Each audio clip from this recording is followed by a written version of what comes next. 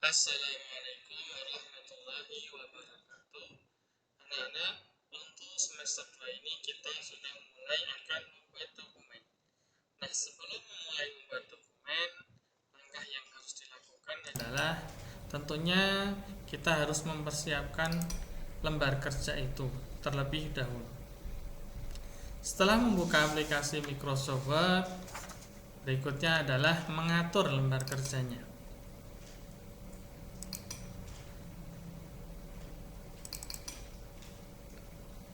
Dimulai dari mengatur jenis kertas. Untuk mengatur lembar dokumen ini ada di bagian menu page layout. Memilih jenis kertas yang akan digunakan ada pada menu icon size. Kertas yang digunakan adalah A4 atau ukuran standar yang digunakan adalah A4. Berikutnya adalah mengatur batas tepi menulis, ada pada icon margin. Kemudian memilih custom margin. Nah, di sini kita tentukan sendiri batas memulai menulis untuk bagian atas itu berapa jaraknya. Ya, ini bisa kalian lihat di buku paket atau buku teks TIK halaman 49. Batas kertasnya untuk bagian atas yaitu 2. Bagian bawahnya, bagian kirinya adalah sama 2. Kemudian bagian bawah 2. Bagian kanan juga 2. Nah, selain mengatur batas tepi menulis, apalagi yang perlu diatur? Ya, setelah ini diatur batas tepinya, kita klik tombol OK dulu. Yaitu mengatur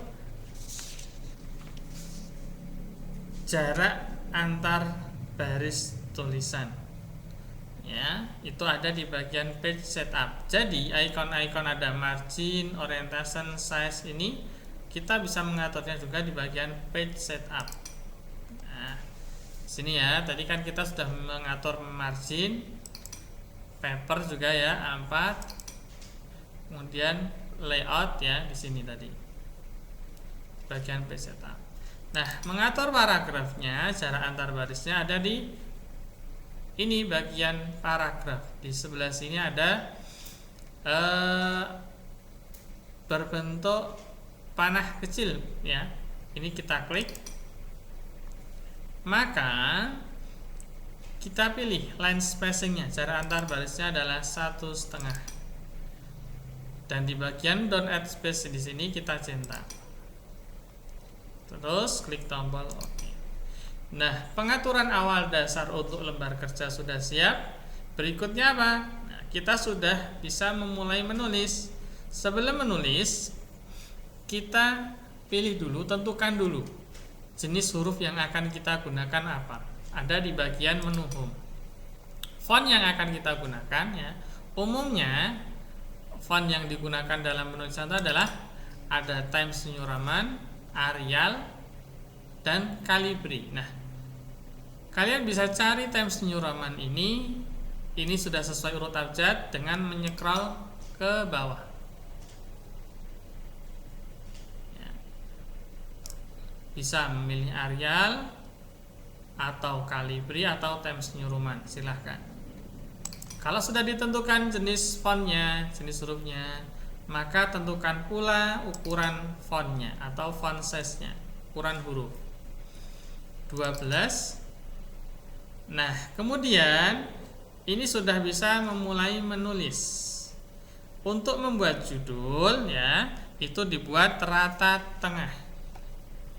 Ya, kita di semester 1 sudah belajar tentang perataan teks. Di sini ada rata kiri sampai dengan rata kiri dan kanan. Kalau kita tunjuk atau kita sorot, membuat teks rata kiri itu bisa juga dilakukan dengan mengeklik kombinasi tombol keyboard CTRL dan L, artinya left ya, rata kiri. Kalau rata tengah itu CTRL E, center. Rata kanan itu CTRL R, dan untuk rata kiri kanan CTRL J. Kita bisa gunakan untuk shortcut CTRL-E untuk teks rata tengah. Nah, judul ini menggunakan caps lock. Ya, ini belum caps lock ya. Kita hapus dulu. Kita ganti.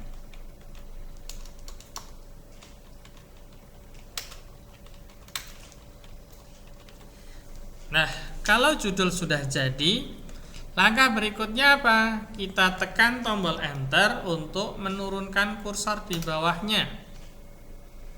Setelah turun di bawahnya, karena ini masih rata tengah, maka kita kembalikan tulisan ini supaya memulainya dari kiri. Tetapi rata kiri dan kanannya sama, yaitu menggunakan Just TV atau CTRL-J. Nah, karena tadi caps lock kita nyalakan, sekarang caps lock-nya kita matikan supaya isi dari cerita itu tulisannya tidak dalam huruf kapital semuanya. Nah, dalam membuat sebuah cerita, kita harus sambil menyusun kata. Kata-kata yang kita dapatkan dari berimajinasi, dari menceritakan kembali apa yang sudah kamu lakukan itu dirangkai. Kata-kata itu kemudian dirangkai sehingga menjadi sebuah kalimat. Dalam pembuatan kalimat tentunya ada yang namanya tanda baca. Kapan menggunakan titik, kapan koma. Setiap akhir kalimat itu harus diakhiri dengan titik. Ya. Contoh kalimat pertama. Kalau mau dimulai dengan paragraf, berarti ini harus menjorok ke dalam. Untuk membuat kursor menjorok ke dalam, maka kita bisa klik tombol tab satu kali supaya menjoroknya satu kali.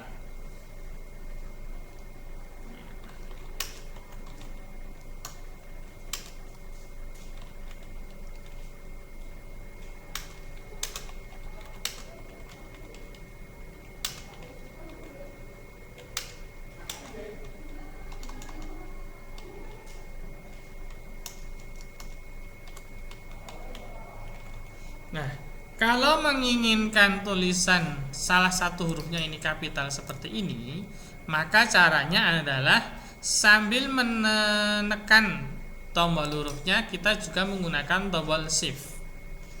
Ya, tombol shift ditahan, kemudian sambil dipencet hurufnya, maka huruf itu menjadi huruf kapital.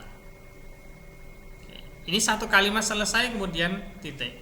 Jika ingin melanjutkan, karena ini masih ada sisa dalam satu baris, maka kita tidak perlu enter. Untuk kalimat dalam satu paragraf yang sama, supaya dia terlihat terapi, maka kita tulis saja. Biarkan dia sampai batas akhir di sebelah kanan. Otomatis nanti ketika sebelah kanan sudah mencapai batasnya, dia akan turun sendiri di bawah. Jadi kita tidak perlu enter. Enter itu nanti kita gunakan manakala kalian ingin berpindah paragraf. Ya. Nah, sampai di sini, misalkan cerita ini sudah selesai, sudah dikira cukup, maka langkah selanjutnya adalah menyimpan dokumen ini ke dalam foldermu masing-masing. Bagaimana cara membuat folder? Bagaimana cara menyimpan dokumen dalam folder? Maka cara yang pertama adalah kita klik menu file, kemudian pilih save as. Maka akan muncul pilihan. Nah, lalu kita klik tombol browse, artinya adalah mencari di mana kita akan menyimpan dokumen ini. Nah, cari, ini ada tombol scroll ya untuk mencari partisi itu apa? Bagian dari hard disk itu namanya partisi yang sudah dibagi. Nah, jangan letakkan pada C. Kenapa? Karena C ini adalah lokasi penyimpanan sistem Windows. Jadi nanti kalau sistem Windowsnya rusak, terus kamu install ulang, hilang dokumenmu. Maka simpanlah dokumen itu pada selain C. Kalau punya dua di sini, satunya untuk data, satunya untuk menyimpan koleksi selain data, ya, maka kita letakkan di yang ini, D atau data. Berikutnya kita membuat folder. Folder itu ibarat loker pribadi, ya. Biar tidak bingung mencarinya, kita harus punya loker pribadi. Cara membuat folder adalah setelah membuka di partisi D tadi, di atas ini ada namanya new folder. Nah, ini kita klik maka akan muncul juga tulisan new folder. Oke, ini kita hapus dengan tombol backspace, kemudian kita ganti foldernya dengan nama panggilan dan nama kelas.